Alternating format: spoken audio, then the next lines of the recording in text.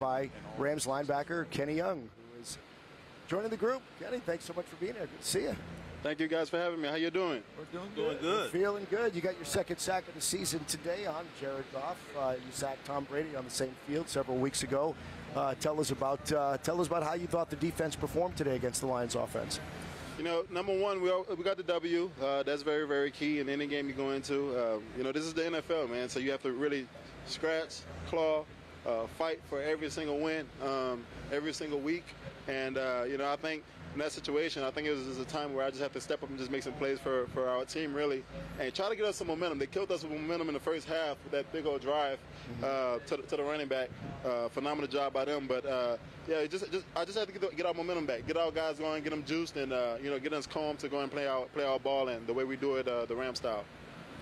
Kenny, what surprises me is the way you guys play defense, your safeties, the way you guys come up and stick the running backs when they're running the football. So, you got to tell us a little bit about the design of the defense. Is that part of what you guys try to accomplish when you're out there? Yeah, well, when Staley built this defense last year, it was all about getting your best guys in good matchups and good areas on the field to where they can make those type of plays. We got guys that can tackle on the back end, come up as a linebacker. It's just the way our defense is structured. Glad we do that. Those guys are built for it. But I think that's the beauty about our defense. We have a bunch of different packages. We have a bunch of different guys that could come in, make plays, make stops on any part of the field, right? And I think that's what makes the beauty about this. But for us, we just got to keep building, really. We have something cool going on, but we got to turn it up for sure. We got to get back, get our bodies ready, and get ready to go on this road to go play Houston. One of the things that it's funny you brought up Coach Staley. A year ago under Coach Staley, you guys had the #1 defense in all of pro football. And there's a couple of areas where you've fallen off. I think, is it run defense where you're 20th in the league or something like that now, which is, I'm sure, not what you want to get accomplished. But tell me, how are you guys dealing with being at the mountaintop a year ago defensively and then kind of coming up short in some areas right now? I don't think it's coming up short. I think you look at this, big picture-wise, there's a lot of football got to be played, a lot of football. So we're trending in the right area. Of course, we always want to go out there and be on all stuff. But like I said, these guys are good as well. We're doing the best we can. We'll improve in that area for sure. I know that. I trust that. A big part of that is me, coming in and doing my job and being locked in and, trying to get us some stops, get us off the field in third down situations, get off the field and, second and longs and stuff like that. But we put it together. I think run game, I think we did a solid job, defending some of the interior runs. Had a big fourth down stop down here, which was huge and critical. And that was a time for, the Lions could have got momentum on that play. But, the D-line did a great job of doing their job. And, it's another situation where I had to go out there and make a play. And, Williams cut it to the A-gap. I don't know who the running back was. I was just excited to make the play and wound up making a stop on, I think it was a 4th and 1. But, that's what it's about, man, making those plays when you got to have it, not so much statistics, right? And, we did that. We executed on those downs. And, we just keep it moving. I know we're going to get better. It's early.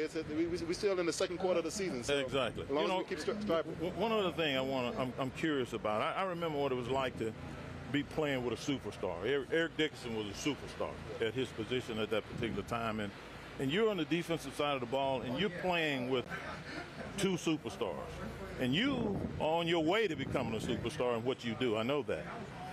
Tell me, what kind of motivation does it give your whole defensive unit to know that you got Jalen Ramsey and Aaron Donald on your football team?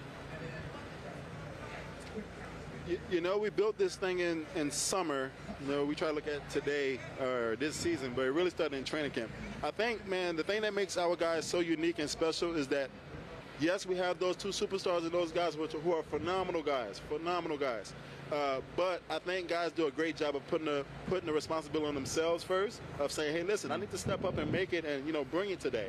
And I think whenever you think of it from that aspect of owning it yourself, I think the level is always high, right? Because, the standard that you have for yourself, No one should have a standard higher than that. So for me personally, you know, I just got there and go out there and execute. I try to go match the way them suckers play, because they've been playing for a while. You know, they play some phenomenal ball, and I love the great things they do. But when it started in training camp, man, everybody said we could do our job. We go hold us to our own standard, and we'll hold everybody accountable. And I think we never had any bad hash shots or anything, because even when things don't go well, we just Aaron Donald or Jalen Ramsey reconnect us, and we'll be fine. So that's just extreme leadership, man. Whenever you got that type of thing where the players could take ownership, but when the guys, you know, need to say something need to be said. But we never really had that experience, because everyone expects to do their job, and we do it collectively. We're probably the most connected team in the NFL, for sure on the defense side. Well, that's good. That is phenomenal perspective really, right there. Absolutely. No doubt about it. Absolutely. Kenny, thanks so much for joining us. Congratulations on the sack, the win, the 6-1 start. Terrific.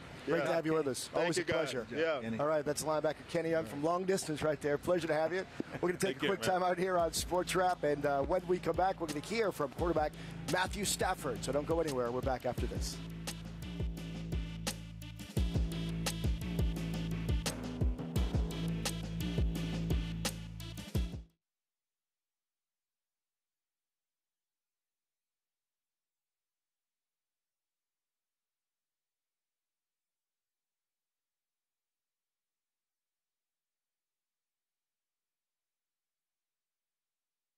Play, but it was cool to see some of the stuff going on around.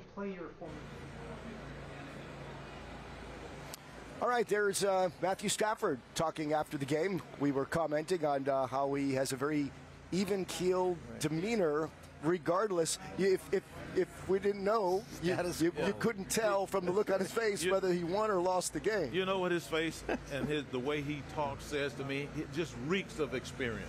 Is that it? I mean, there's very few things that guy has not done as a quarterback in the National Football League, and he knows it, and so he's just along for this new ride with Sean McVay.